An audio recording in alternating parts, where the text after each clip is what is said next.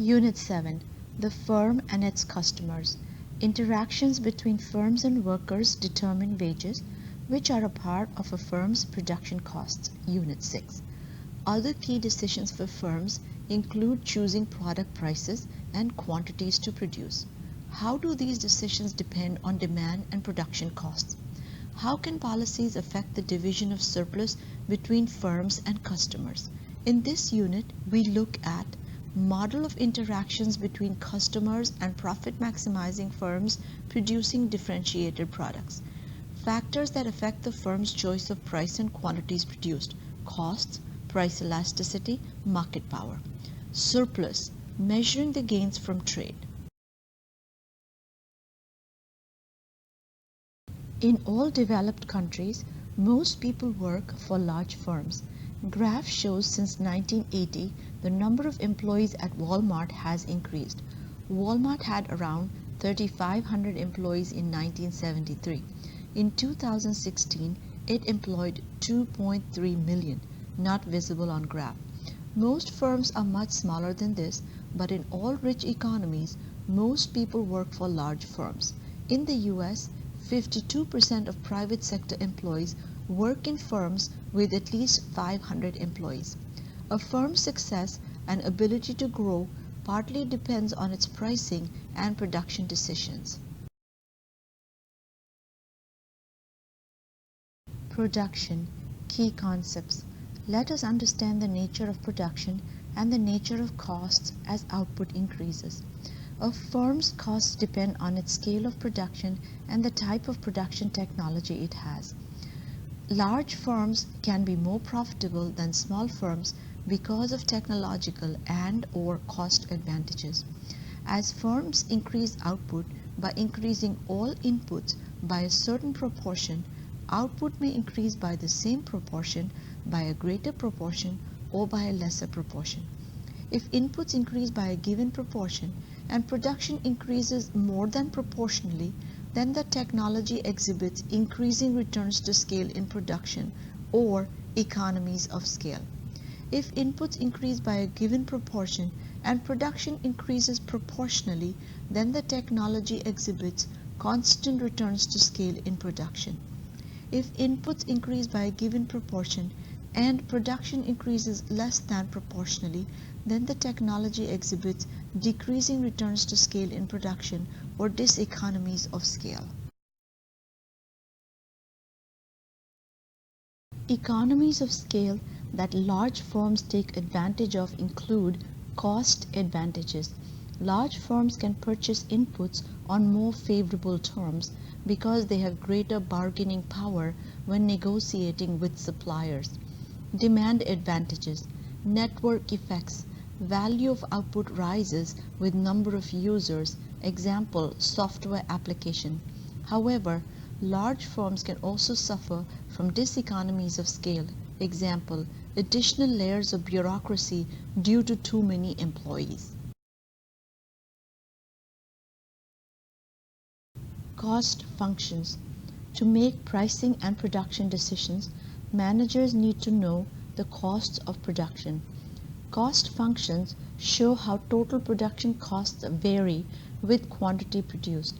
The graph shows quantity of cars on the horizontal axis and the total cost of production on the vertical axis.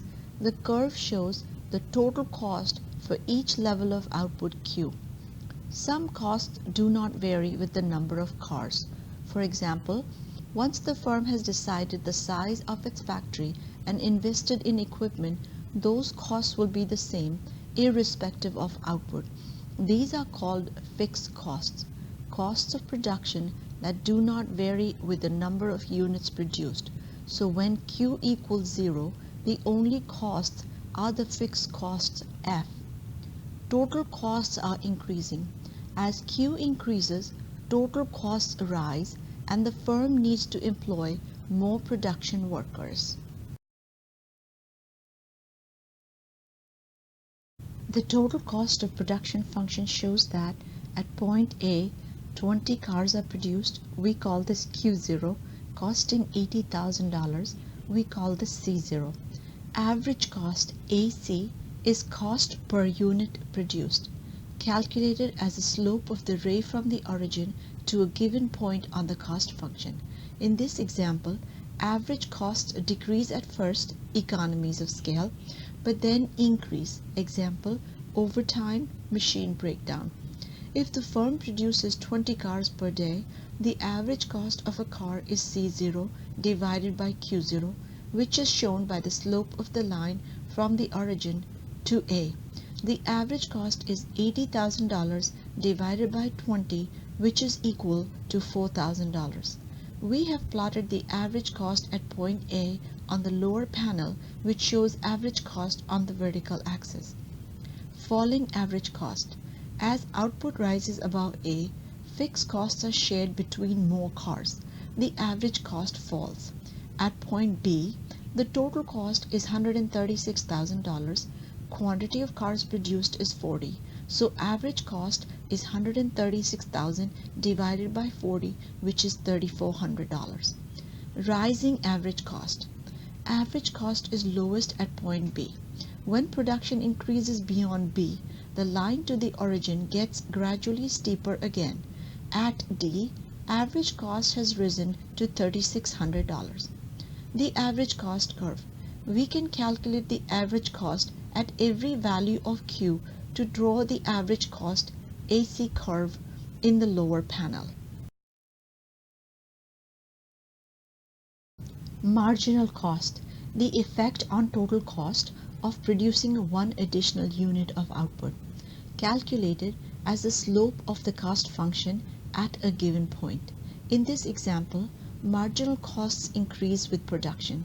Suppose the firm is producing 20 cars at point A. The total cost is $80,000. The marginal cost is the cost of increasing output from 20 to 21. This would increase total costs by an amount that we call change in C, equal to $2,200. The triangle drawn at A shows that the marginal cost is equal to the slope of the total cost function at that point. At point D, where Q equals 60, the cost function is much steeper. The marginal cost of producing an extra car is higher. Change in C equals $4,600.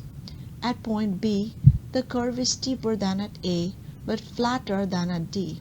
Marginal cost equals $3,400. Look at the shape of the whole cost function. When Q equals 0, it is quite flat, so marginal cost is low. As Q increases, the cost function gets steeper and marginal cost gradually rises. If we calculate marginal cost at every point on the cost function, we can draw the marginal cost curve. Relationship between MC and AC. The diagram here shows both the average cost curve and the marginal cost curve to point out key relationships between the two curves.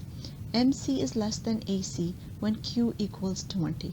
Look at point A on the AC curve. When Q equals 20, the average cost is $4,000, but the marginal cost is only $2,000. So if 21 cars rather than 20 are produced, that will reduce the average cost, since the marginal cost of the extra car is lower than the previous average. So average cost is lower at Q equals 21. Average cost curve slopes downward when AC is greater than MC. At any point like A, where AC is greater than MC, the average cost will fall if one more car is produced, so the AC curve slopes downward.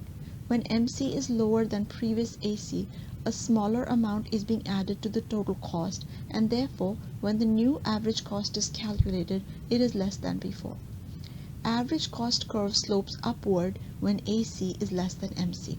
At point D, where Q equals 60, the average cost is $3,600, but the cost of producing the 61st car is $4,600. So the average cost of a car will rise if 61 cars are produced. When AC is less than MC, the average cost curve slopes upward. When AC equals MC, at point B, where the average cost is lowest, the average and marginal costs are equal. The two curves cross. When MC equals AC, the AC curve doesn't slope up or down, it is flat, the slope is 0. Pricing and production decisions, profit maximization. Not all cars are the same. Cars are differentiated products, a product produced by a single firm that has some unique characteristics compared to similar products of other firms. Each make and model is produced by just one firm and has some unique characteristics of design and performance that differentiate it from the cars made by other firms. We expect a firm selling a differentiated product to face a downward sloping demand curve. Demand curve. To make pricing and production decisions, managers need to know the demand for the firm's product. Demand curve shows quantity that consumers will buy at each price. In theory, firms can estimate the demand curve for their products by surveying a large number of consumers. If the price of a beautiful car is high, demand will be low because the only consumers who will buy it are those who strongly prefer beautiful cars to all other makes. As the price falls, more consumers who might otherwise have purchased a Ford or a Volvo will be attracted to a beautiful car. Each consumer has a willingness to pay, WTP, an indicator of how much a person values a good, measured by the maximum amount he or she would pay to acquire a unit of the good, which depends on how much the consumer personally values it, given the resources to buy it, of course. A consumer will buy a car if the price is less than or equal to his or her WTP. Suppose we line up the consumers in order of WTP, with the highest first, and plot a graph to show how the willingness to pay varies along the line, figure 7.9.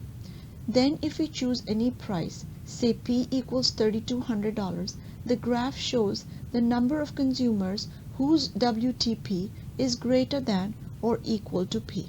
In this case, 60 consumers are willing to pay $3,200 or more, so the demand for cars at a price of $3,200 is 60. Demand curves are often drawn as straight lines, as in this example, although there is no reason to expect them to be straight in reality. But we do expect demand curves to slope downward. As the price rises, the quantity that consumers demand falls. In other words, when the available quantity is low, it can be sold at a high price. This relationship between price and quantity is sometimes known as the law of demand. The demand curve determines the feasible set of combinations of P and Q. To find the profit maximizing point, we will draw the isoprofit curves and look for the point of tangency as before. The difference between the price and the marginal cost is called the profit margin. Total economic profit equals total revenue TR minus total costs TC. Costs include the opportunity cost of capital. TR equals P times Q and TC equals AC times Q. So total economic profit equals quantity times price minus average cost equals Q times P minus AC. This calculation gives us what is known as the economic profit, a firm's total revenue minus its total costs, including the opportunity cost of capital, the payments that must be made to the owners to induce them to hold shares. Normal profits correspond to zero economic profit and means that the rate of profit is equal to the opportunity cost of capital. Economic profit is the additional profit above the minimum return required by shareholders. Equivalently, total profit is the number of units of output multiplied by the profit per unit, which is the difference between the price and the average cost. Isoprofit curves show price-quantity combinations that give the same profit. At every point where price is greater than marginal cost, the profit margin is positive, so the slope is negative. And it also applies when P is less than MC. In this case, the profit margin is negative, so an increase in price is required to keep the profit constant when quantity rises by 1. The isoprofit curve slopes upward. The shape of a firm's cost function affects the shape of the isoprofit curves. Isoprofit curves are downward sloping throughout when the AC curve is horizontal, when cost per unit does not change as more units are produced. In this example, since AC curve is U-shaped, so isoprofit curve is U-shaped. The zero economic profit curve. The lightest blue curve is the firm's average cost curve. If price equals AC, the firm's economic profit is zero. So the AC curve is also the zero profit curve. It shows all the combinations of P and Q that give zero economic profit. The shape of the zero economic profit curve. Beautiful cars has decreasing AC when Q is less than 40 and increasing AC when Q is greater than 40. When Q is low, it needs a high price to break even. If Q is equal to 40, it could break even with a price of $3,400. For Q is greater than 40, it would need to raise the price again to avoid a loss. The darker blue curves show the combinations of P and Q giving higher levels of profit, such as at points G and K. AC and MC. Beautiful cars has increasing marginal costs, the upward sloping line. Remember that the AC curve slopes downward if AC is greater than MC and up if AC is less than MC. The two curves cross at B where AC is lowest. Profit equals Q times P minus AC. At G, where the firm makes 23 cars, the price is $6,820 and the average cost is $3,777. The firm makes a profit of $3,043 in each car and its total profit is $70,000. Higher prices, higher profits. Profit is higher on the curves closer to the top right corner in the diagram.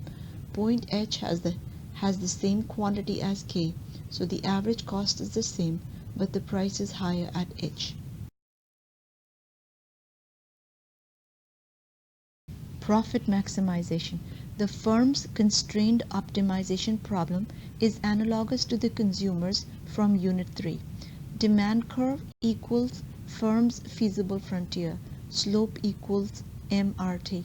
Isoprofit curves equal firm's indifference curves. Slope equals MRS.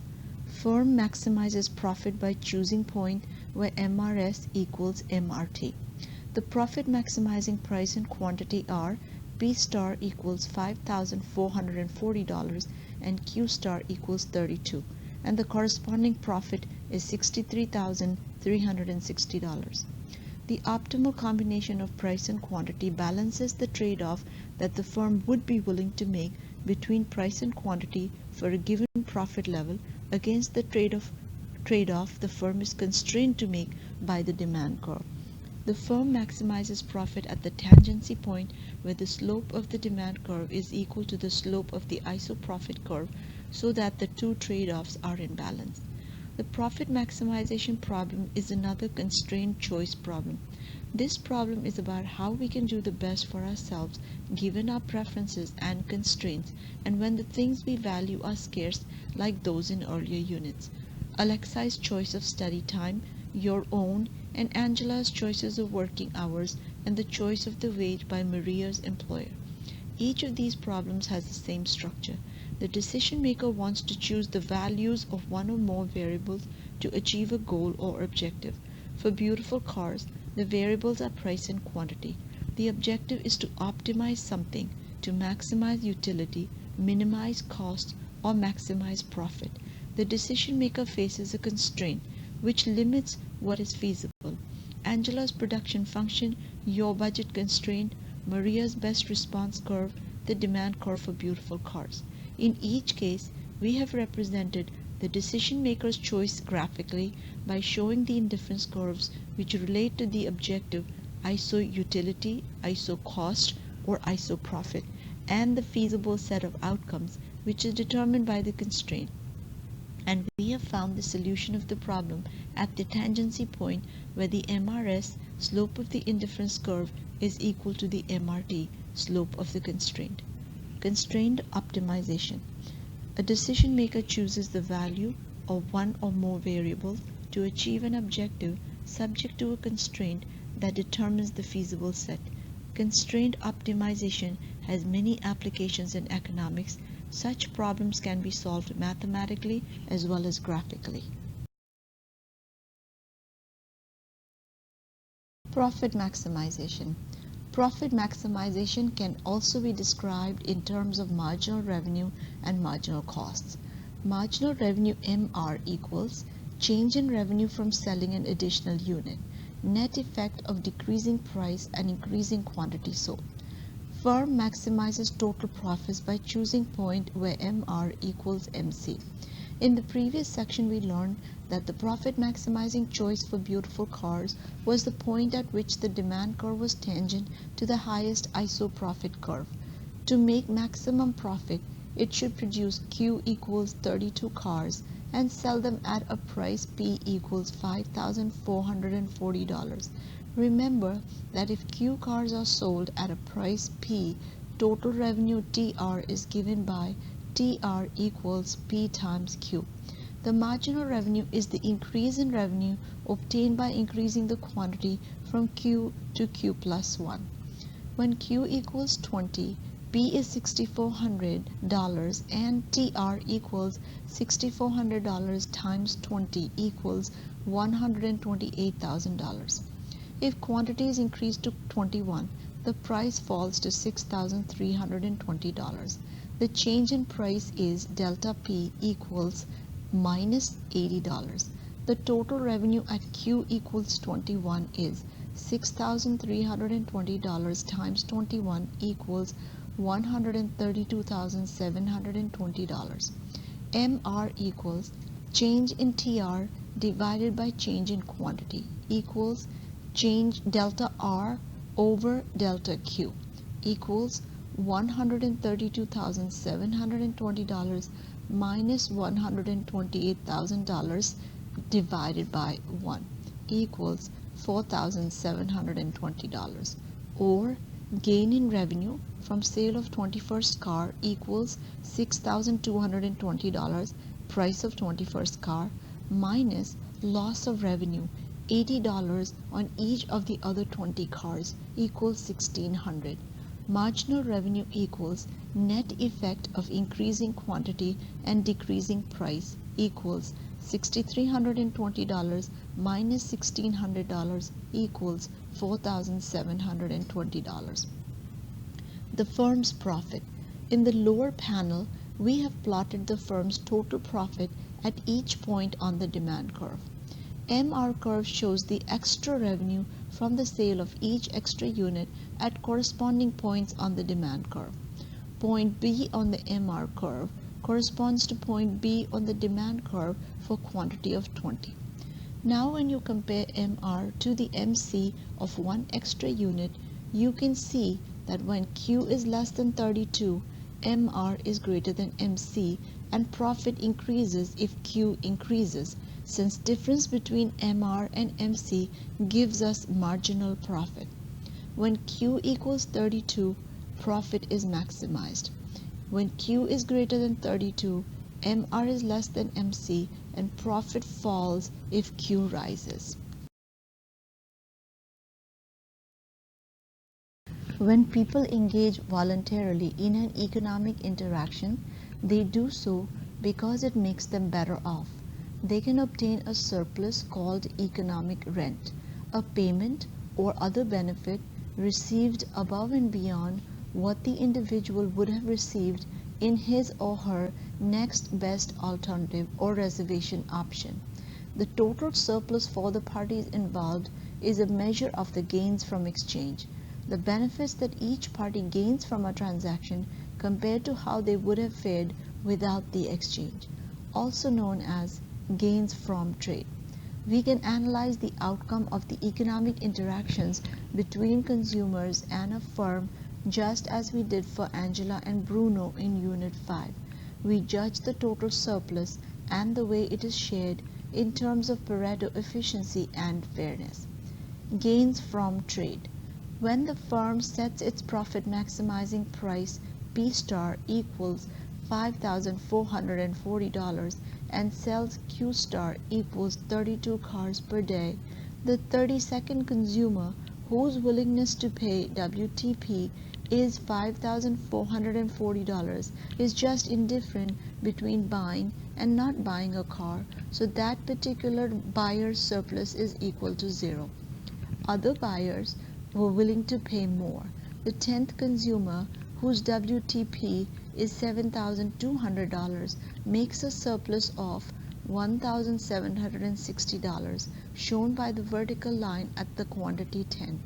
The 15th consumer has WTP of $6,800 and hence a surplus of $1,360.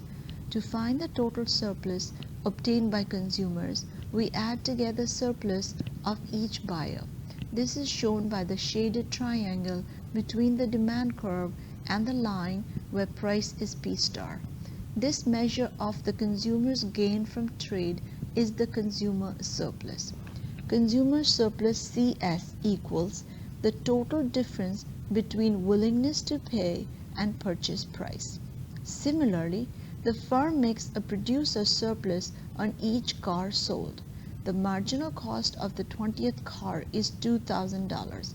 By selling it for $5,440, the firm gains $3,440, shown by the vertical line in the diagram between P star and the marginal cost curve. To find the total producer surplus, we add together the surplus on each car produced. This is the purple shaded area. The firm obtains a surplus on the marginal car. The 32nd and the last car is sold at a price greater than marginal cost.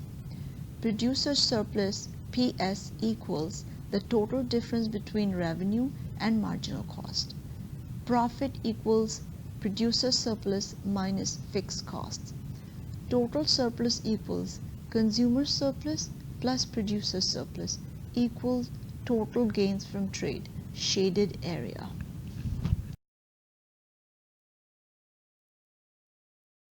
Deadweight loss, a loss of total surplus relative to a Pareto efficient allocation. Unexploited gains from trade. Total surplus is highest when demand equals marginal cost. Pareto efficient allocation at point F. In the figure we see that beautiful cars makes a surplus on the marginal car, the 32nd one. The price is greater than the marginal cost. It could produce another car and sell it to the 33rd consumer at a price lower than $5,440 but higher than the production cost. This would be a Pareto improvement, a change that benefits at least one person without making anyone else worse off. Both the firm and the 33rd consumer would be better off.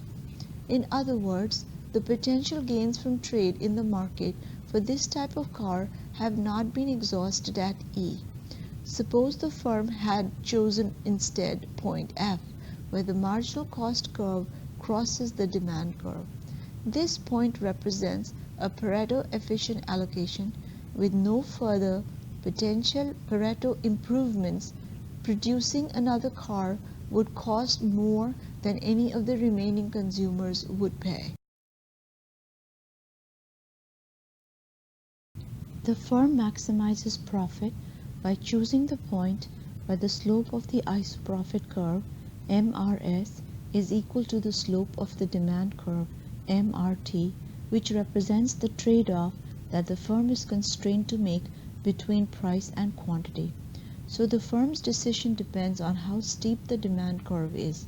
In other words, how much consumers demand for a good will change if the price changes. The price elasticity of demand, the percentage change in demand that would occur in response to a 1% increase in price. We express this as a positive number. Demand is elastic if this is greater than 1 and inelastic if less than 1. Price elasticity of demand, degree of responsiveness of consumers to a price change. Coefficient of elasticity of demand is given by dividing percentage change in quantity demanded by percentage change in price. For example, suppose that when the price of a product increases by 10%, we observe a 5% fall in the quantity sold. Then we calculate the elasticity coefficient epsilon as follows: minus times minus 5% over 10% equals 0.05. For a demand curve, quantity falls when price increases. So the change in demand is negative if the price change is positive, and vice versa. The minus sign in the formula for the elasticity ensures that we get a positive number as our measure of responsiveness. Note: along a straight line demand curve, slope is constant at every point, but elasticity of demand is different because it is measured by taking percentage change in quantity and percentage change in price. In the higher price ranges, top half of the demand curve, quantity is small.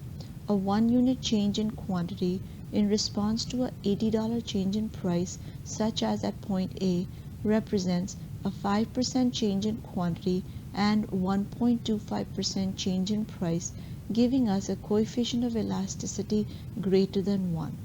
At point D, the same absolute change in quantity of 1 and a $80 change in price represents a 1.43% change in quantity and a 3.33% change in price, giving us an elasticity of demand coefficient of 0.43.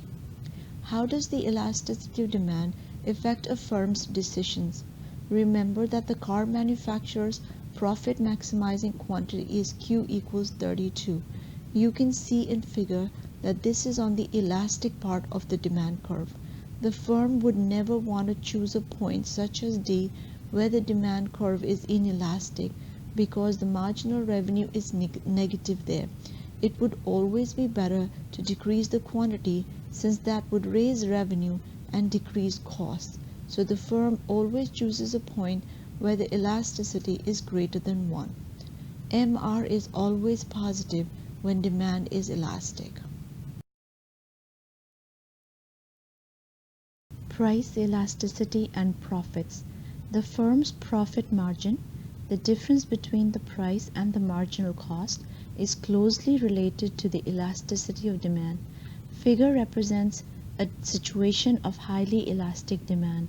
The demand curve is quite flat, so small changes in price make a big difference to sales. The profit maximizing choice is point E.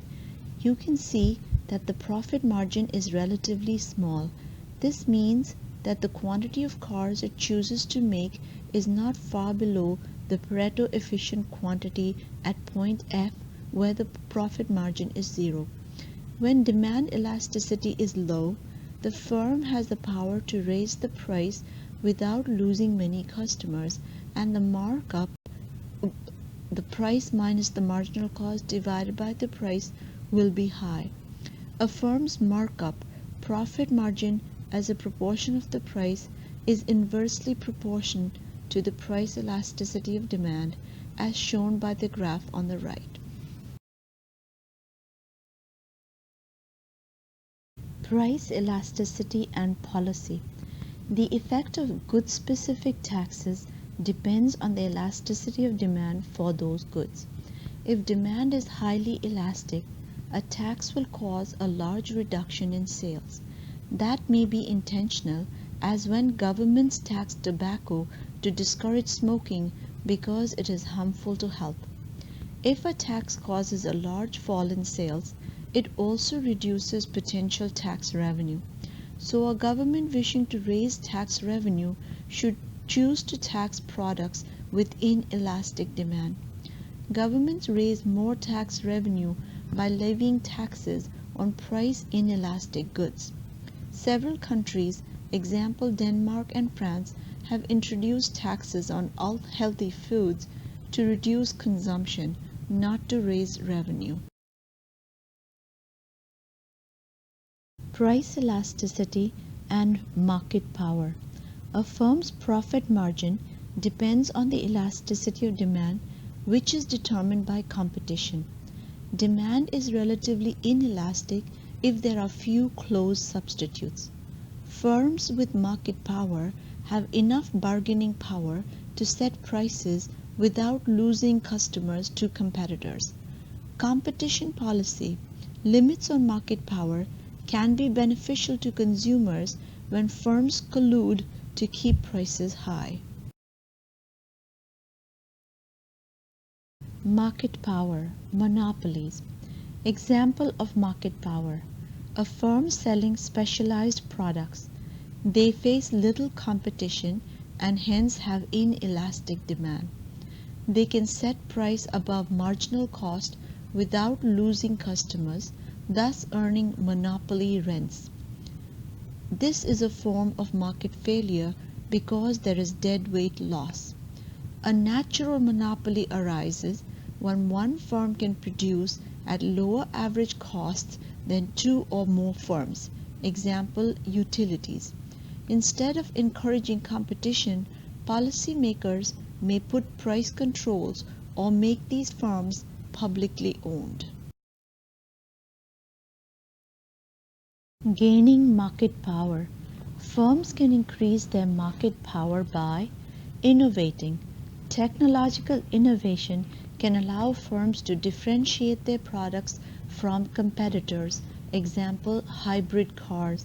Firms that invent a completely new product may prevent competition altogether through patents or copyright laws. Advertising. Firms can attract some consumers away from competing products and create brand loyalty. Advertising can be more effective than discounts in increasing demand for a brand. Both of these tactics can shift the firm's demand curve. Summary. In this unit we saw 1. The model of a firm with market power, a price setter. Price and production decisions depend on a firm's demand curve and cost function. Profit maximizing choice is where MRS equals MRT, or in terms of revenue and costs where MR equals MC. 2. Surplus measures the gains from trade. Total surplus equals producer surplus plus consumer surplus. Deadweight loss when allocation is not Pareto efficient. Price elasticity of demand affects surplus and profits.